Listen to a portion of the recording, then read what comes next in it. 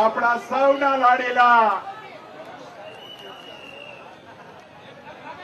શંકરસિંહ વાઘેલા સાહેબ,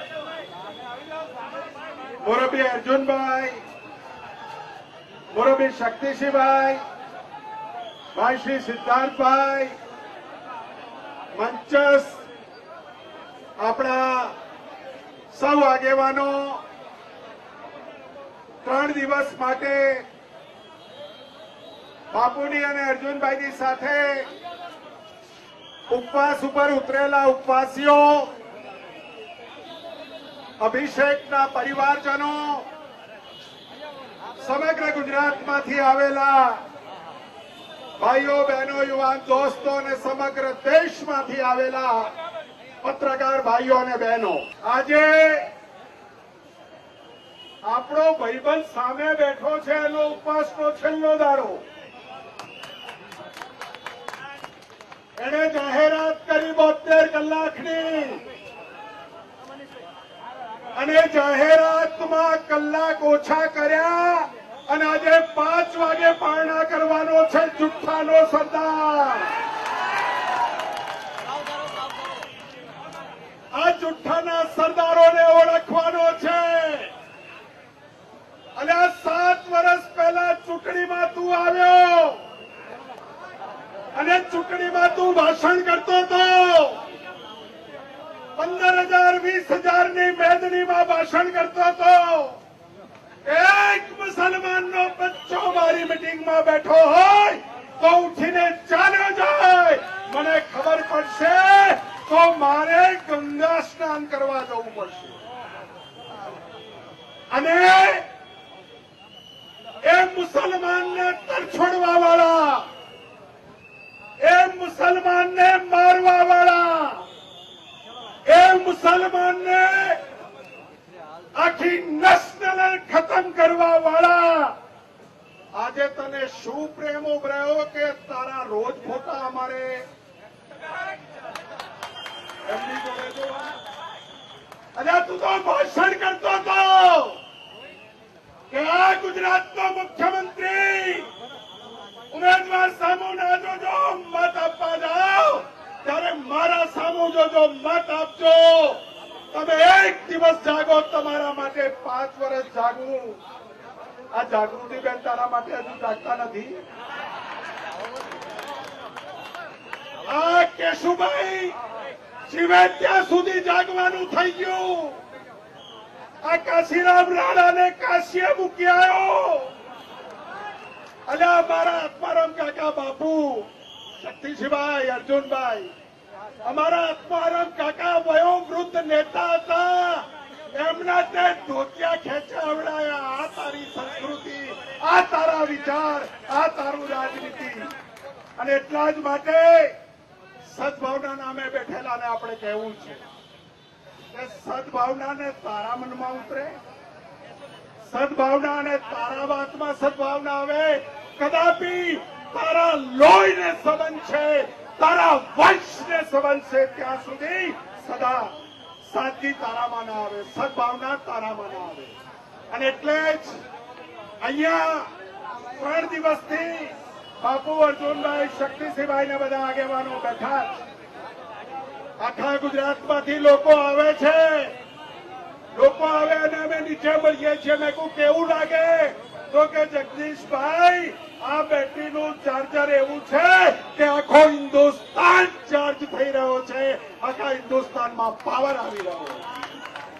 અને એટલે જ મિત્રો, તમારે ને મારે સૌએ ચિંતા કરવાની છે. શક્તિસિંહભાઈ વિધાનસભામાં પ્રખર આગેવાન છો. અર્જુનભાઈ મેકડોલે કહ્યું હતું, લોર્ડ મેકડોલે 2 ફેબ્રુઆરી 1835માં કહ્યું હતું બ્રિટિશ પાર્લામેન્ટમાં કે ભારતમાં મેં ભિખારી જોયો નથી. ભારતની પ્રજાને મેં ઓળખી છે, ભારતની સંસ્કૃતિને મેં ઓળખી છે. એને ગુલામ બનાવી હોય તો એને આજી દો, અંગ્રેજી શિક્ષણથી આજી દો, કપડાથી આજી દો, એને આપણા વચનોને રેલવે નાખીને આજી દો. અને આઝાદીના પછી આખા દેશને ગુલામ બનાવ્યો.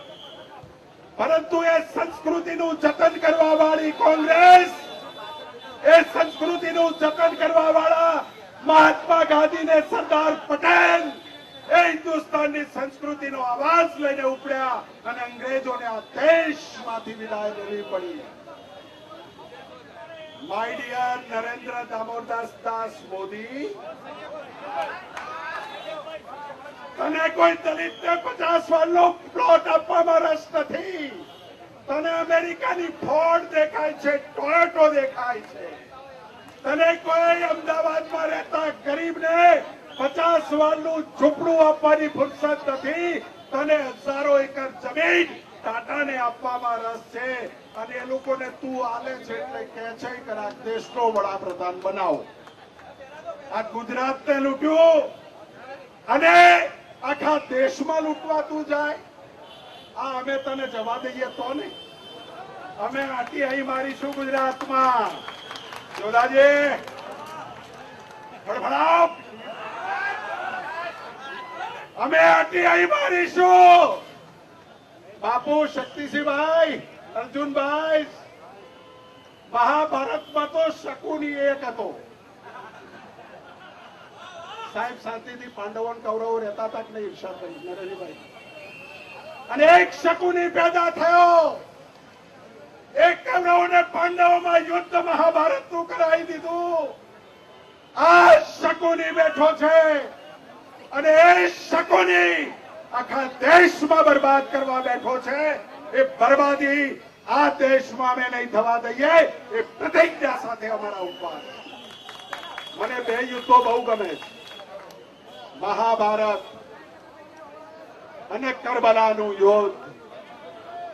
મહાભારતમાં સત્ય અને અસત્યની લડાઈ હતી, ધર્મ અને અધર્મની લડાઈ હતી.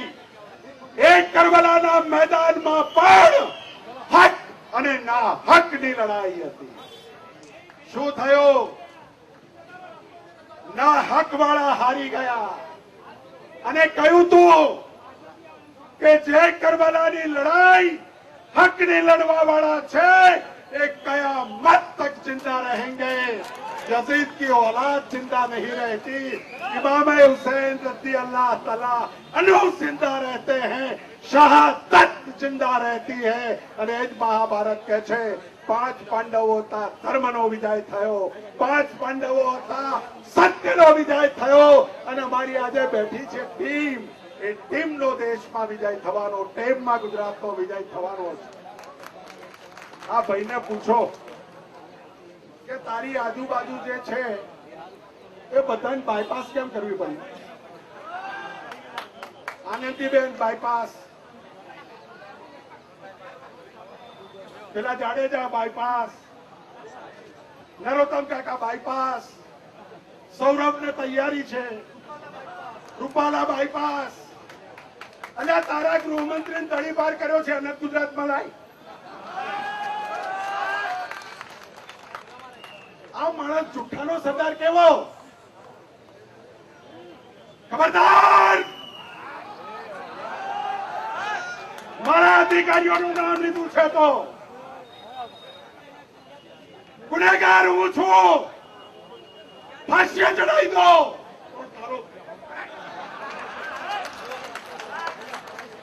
કોણે કહ્યું ફાંસીએ ચડાવવા? તને અંતર ફાંસીએ ચડવું જાણે સુપ્રીમ કોર્ટના હાઈકો કોર્ટમાં કહે ને કે આ વણજારા ખોટો, તો મેં વણજારા કીધું. એક અધિકારીનો વાળ વાંકો નહીં થવા દઉં. તારા બધા વાળ બરાબર છે, 32 વાંકા થઈ ગયા, જેલમાં પડ્યા. ફાંસીએ ચડાવી દો. મને ચડાવવો હોય તો ગુજરાતની એની અસ્મિતાને ખતમ નહીં થવા દઉં. તું થાને. ગુજરાત તો બરાબર છે.